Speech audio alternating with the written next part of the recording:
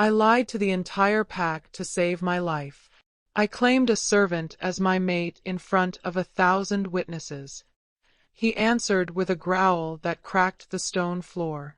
The Alpha Council fell to their knees. When he lowered his hood, I understood why. I hadn't claimed a servant. I just bound myself to the Alpha King. The scent of burning cedar and wolf musk thickened the air, mingling with the sharp metallic tang of dominance pheromones released by 100 alphas circling their prey. The great hall of the Convergence stretched endlessly before me, its vaulted ceiling disappearing into shadow, ancient banners hanging like the ghosts of bloodlines long extinguished. Torchlight flickered across faces twisted with hunger, ambition, and cruelty. My hands wouldn't stop shaking. I pressed them flat against the coarse fabric of my dress, gray, like ash, like submission, like every Omega who had stood here before me and left broken.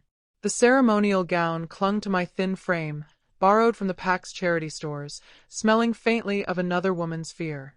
It offered no protection, no dignity. "Keep your eyes down, Jessica," the elder had warned me that morning, her voice clipped and cold. "Don't give them a reason to notice you before it's time. And for the goddess's sake, don't resist when you're chosen. It only makes it worse." Chosen. The word tasted like bile. At 22, I was the last unclaimed Omega of the Socorro line, a bloodline so diminished it no longer merited protection, so forgotten that my name appeared on no training rosters, no pack records, no inheritance lists. I had been raised in the servant quarters, taught to scrub floors and swallow words, to make myself small enough to survive. The Convergence wasn't an honor for someone like me. It was a sentencing. 3 rows ahead, I could see the other Omegas, groomed, trained, their families positioned strategically among the crowd, ready to negotiate. They had been prepared for this their entire lives.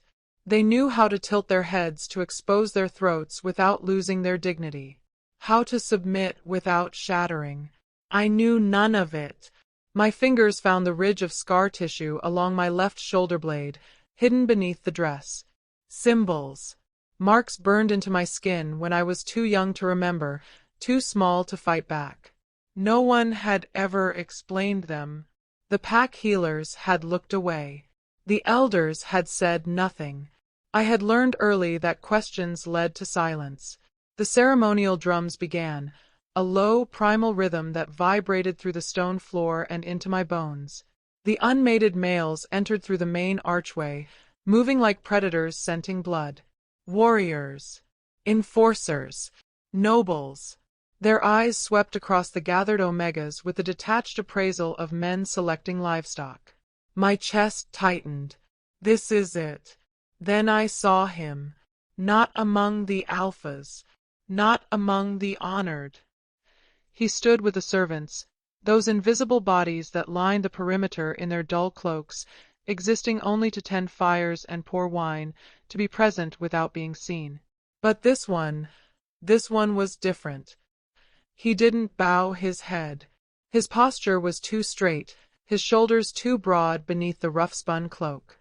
Dark hair fell across a face carved from shadow and stone, all hard edges and unreadable stillness.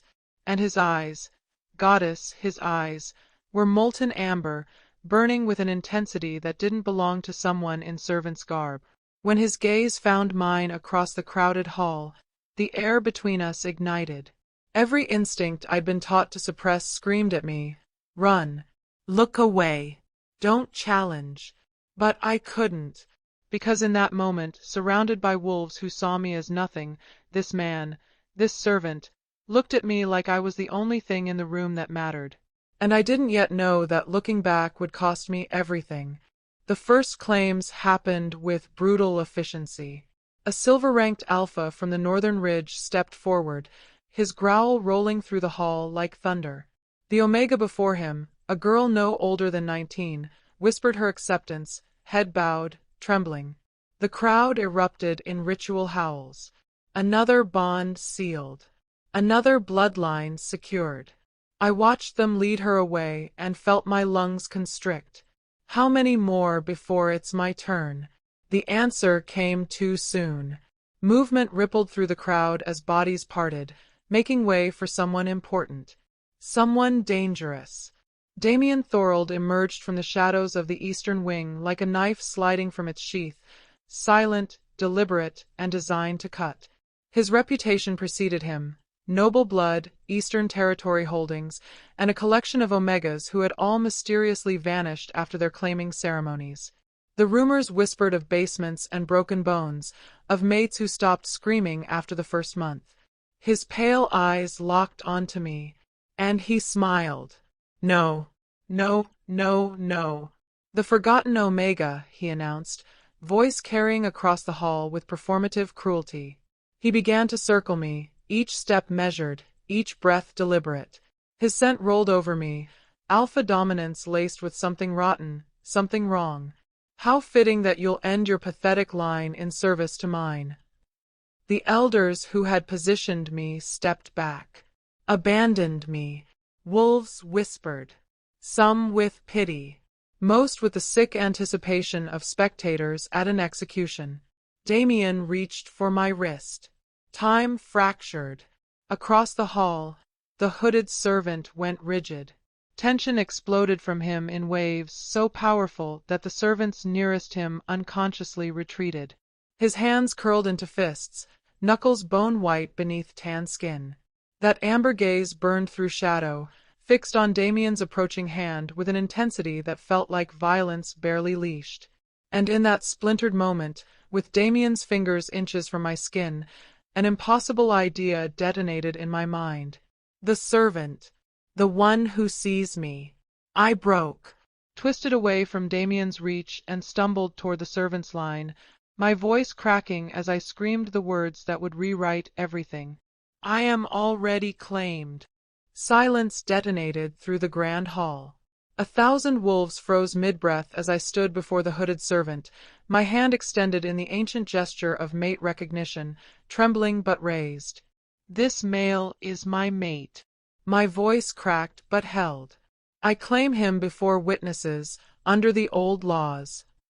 The words hung in the air like smoke before a wildfire. Then laughter erupted, vicious, mocking, disbelieving.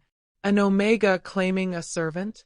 The absurdity of it rippled through the crowd in waves of cruel amusement. You dare! Damien's snarl cut through the noise, his face contorting with rage at the insult, at being denied his prize by the lowest creature in the room. But I didn't look at him. I looked at the servant. 4-3 heartbeats, he didn't move, didn't breathe. Then everything shattered. He closed the distance between us in a single stride, fluid, predatory, impossibly fast. His hand caught my outstretched wrist, the grip gentle yet utterly unbreakable, burning against my skin like a brand.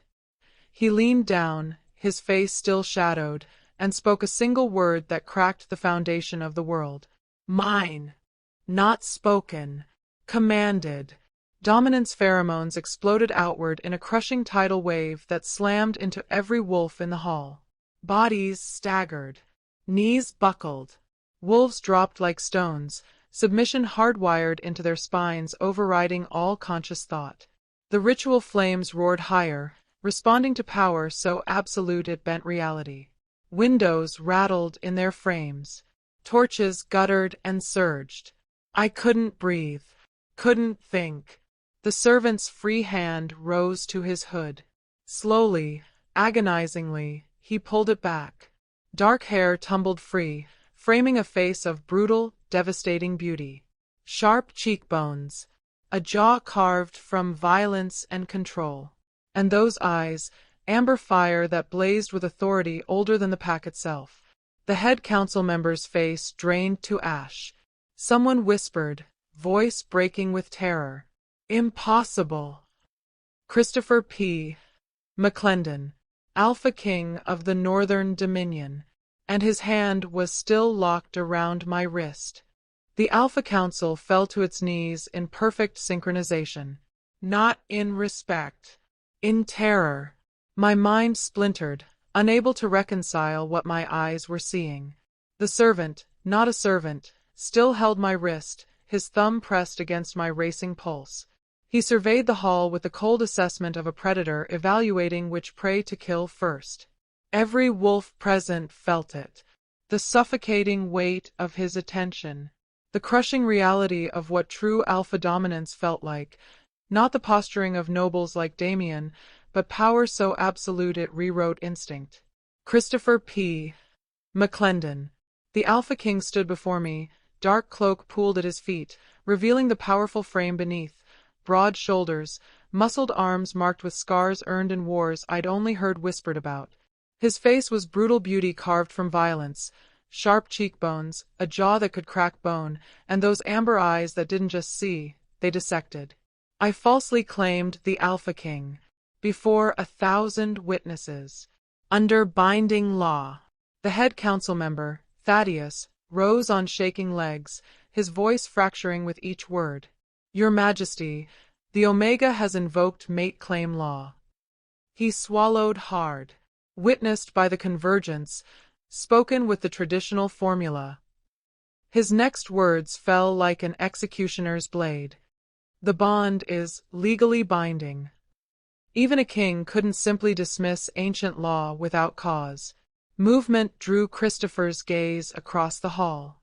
Damien Thorold, pale and trembling, tried to melt into the crowd. You. Christopher's voice was glacial. You were about to force a claim on an Omega. Explain. Damien stammered incoherently, trapped in the spotlight of royal attention. Removed from the convergence. Pending investigation. Christopher dismissed him with brutal efficiency, then looked down at me. His eyes stripped away every defense, every lie, every shield I'd ever built. You claimed me, little Omega. His voice dropped lower, intimate despite the audience. Do you understand what that means? I could barely breathe. I thought you were a servant. Something dangerous flickered across his face, not quite a smile. I was. Now you've bound yourself to a king. He turned to address the hall, his grip on my wrist tightening possessively. The convergence is concluded. This Omega is under my protection. Anyone who questions this will answer to me. Then, quieter, meant only for me. Come.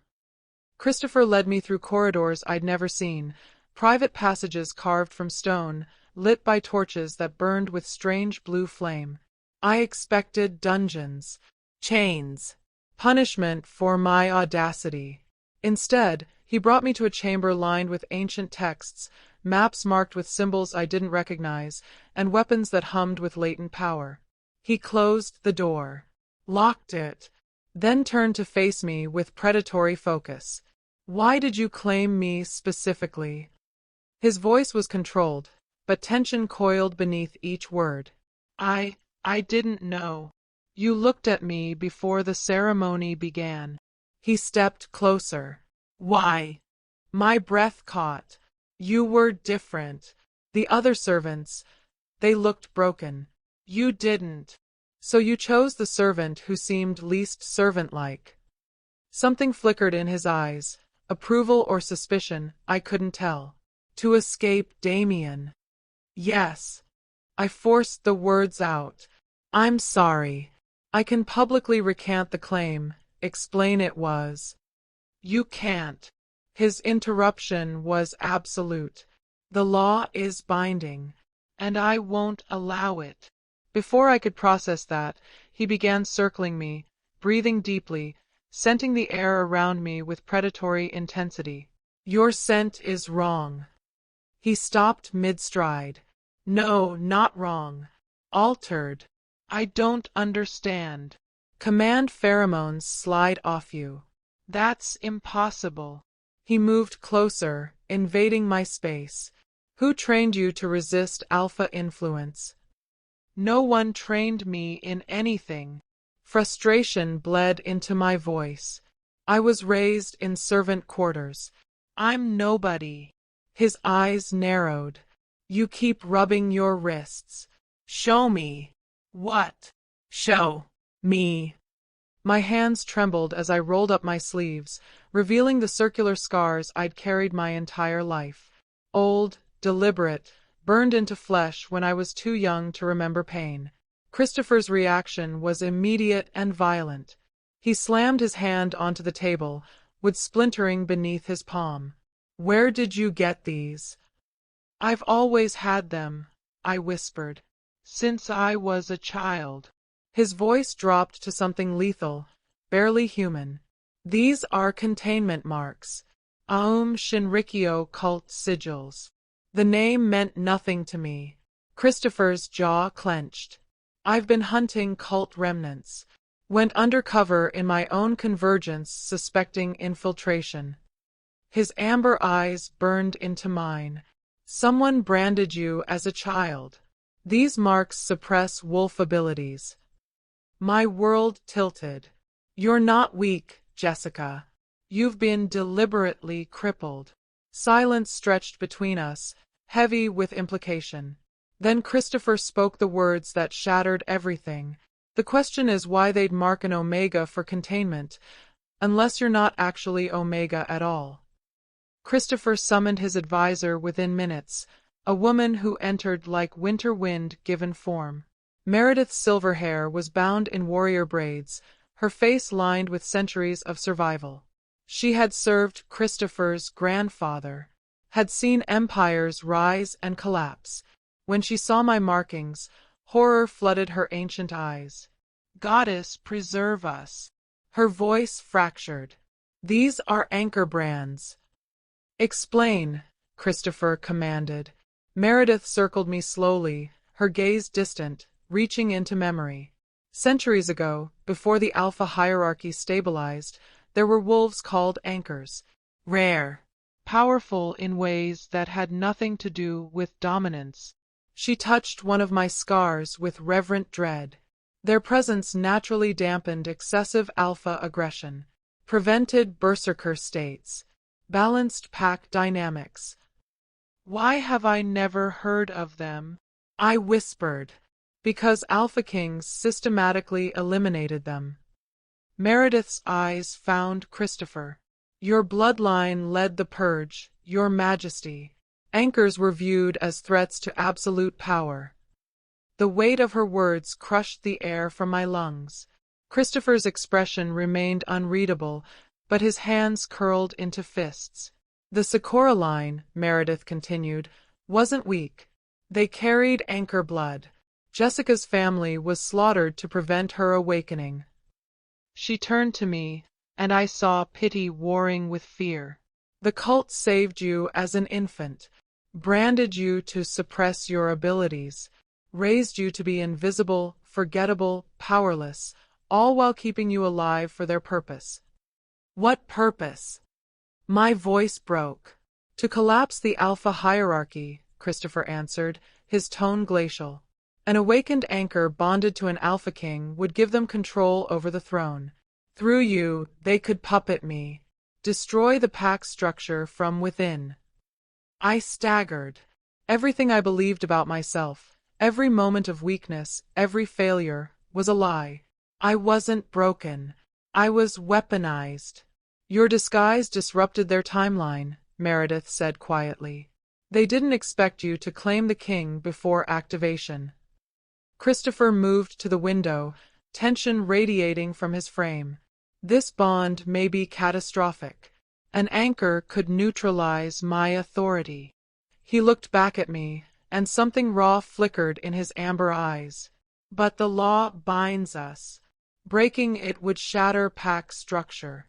Silence stretched between us. Then Christopher spoke, voice rough. "This can't be coincidence. Either the cult planned this perfectly, or fate has a cruel sense of irony." Alarms shattered the moment. Piercing, urgent, wrong. Meredith's hand flew to her weapon.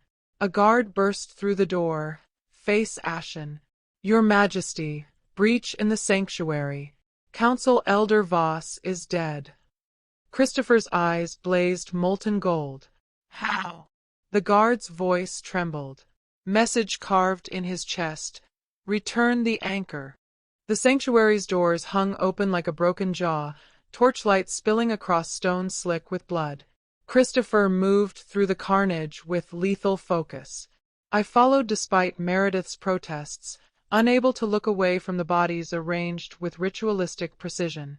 3 council members, throats opened, eyes staring sightlessly at the vaulted ceiling, and symbols, painted in their blood, matching the scars burned into my wrists.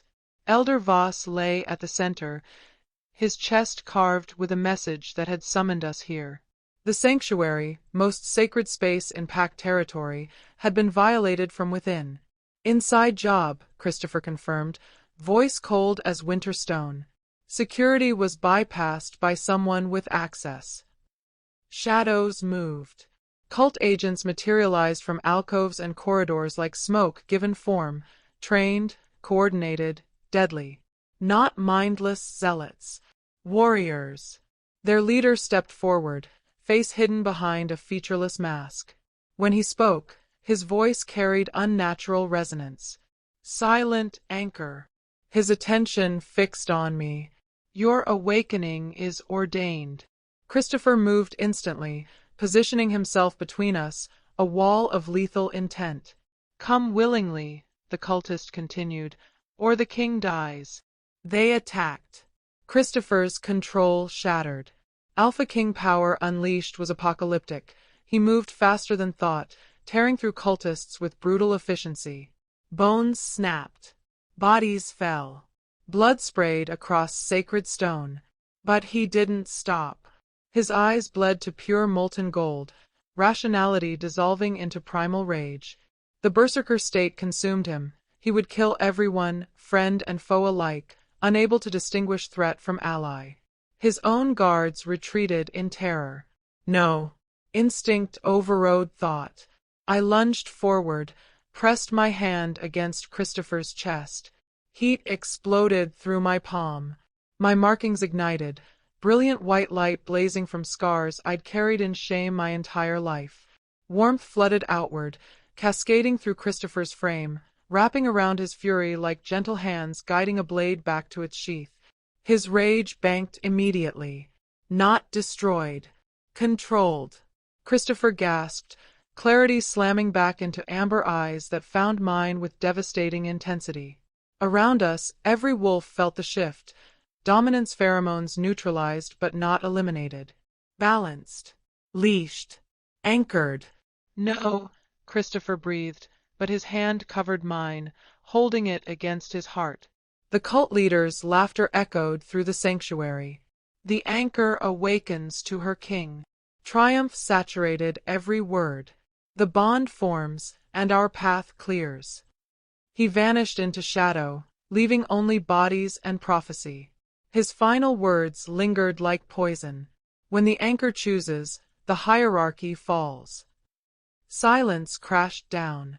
Christopher stared at my glowing marks, then lifted his gaze to my face. What are you? I didn't have an answer. Didn't understand what had just happened. I don't know, I whispered. But you're alive. That's enough. 24 hours after the sanctuary massacre, the capital became a fortress. Christopher's investigation tore through the council like wildfire through dead wood, revealing rot that went deeper than anyone had dared suspect. Multiple council members, Meredith reported, voice tight with barely contained rage. Cult sympathizers. Some for decades. I stood in the war room, watching Christopher absorb each revelation with lethal calm. They've been weakening Pact structure from within, she continued. Waiting for you to mature, Jessica. Your placement at the Convergence wasn't chance, it was orchestrated. Even your handlers were operatives. My entire life had been cult theater. Your marks are awakening faster than expected, Meredith said later, guiding me through exercises that felt like breathing with muscles I'd never known existed. I could sense emotional states now.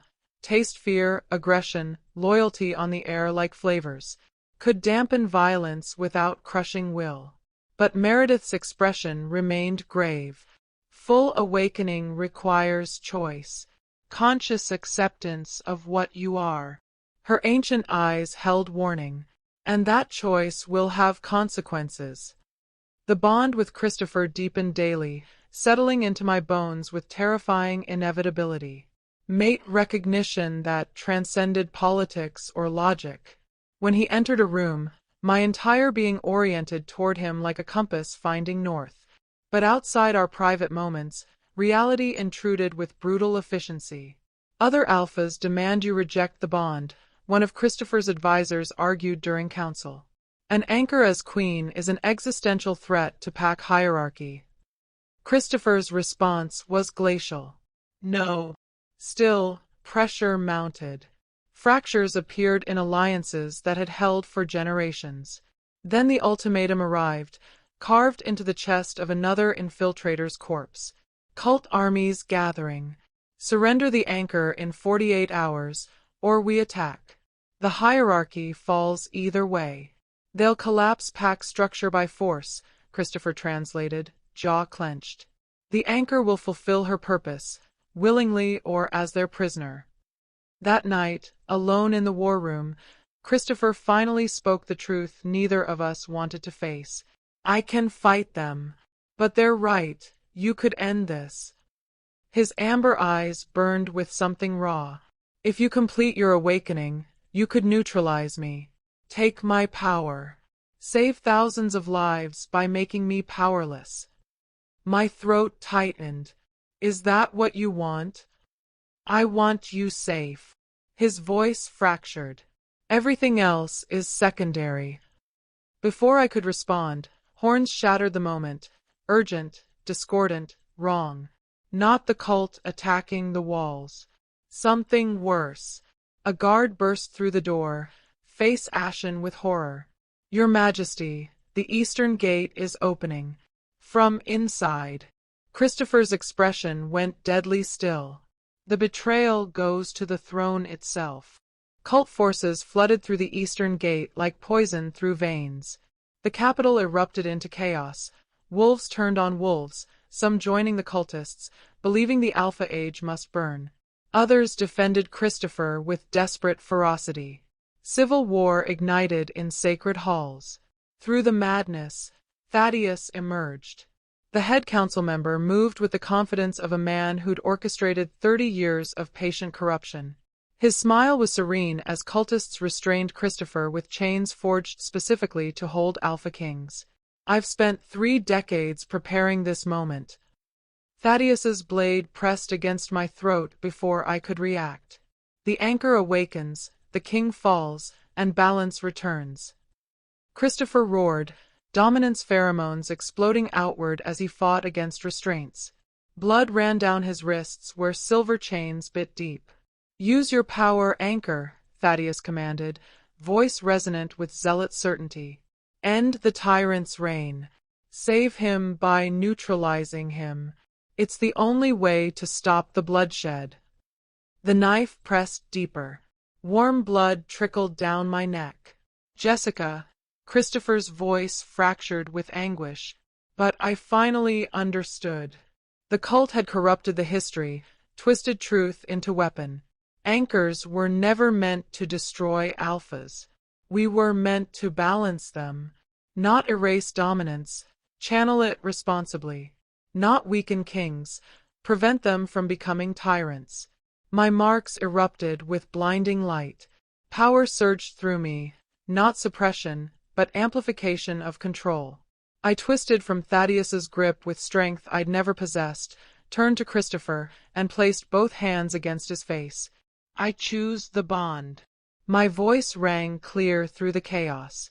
Not because you're king, because you're mine. The mate bond snapped into place with devastating finality. Christopher's power surged, catastrophic, world-ending, but remained perfectly controlled. Our combined presence radiated outward in waves that crashed through every wolf in the capital. Dominance and balance in harmony. The cult army faltered, confusion rippling through their ranks. This wasn't collapse. This was evolution. Christopher's chains shattered. We fought side by side, his brutal strength, my stabilizing influence, devastating and precise. Cultists fell. Corrupted guards surrendered. Thaddeus tried to flee. Christopher's hand closed around his throat, lifting him effortlessly. You wanted balance? His voice was lethal silk. You'll have it. In a cell. For whatever remains of your life. Dawn broke over a transformed capital. Pack structure didn't collapse. It evolved. Jessica Sikora, Queen Anchor, changed everything. Alpha power remained, but with natural check against excess. Christopher stood with me on the throne room balcony, his hand wrapped around mine. You didn't end the Alpha Age, he said quietly. You saved it from itself.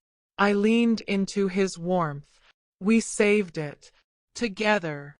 Below, wolves gathered, wounded, uncertain, but alive. Learning new balance.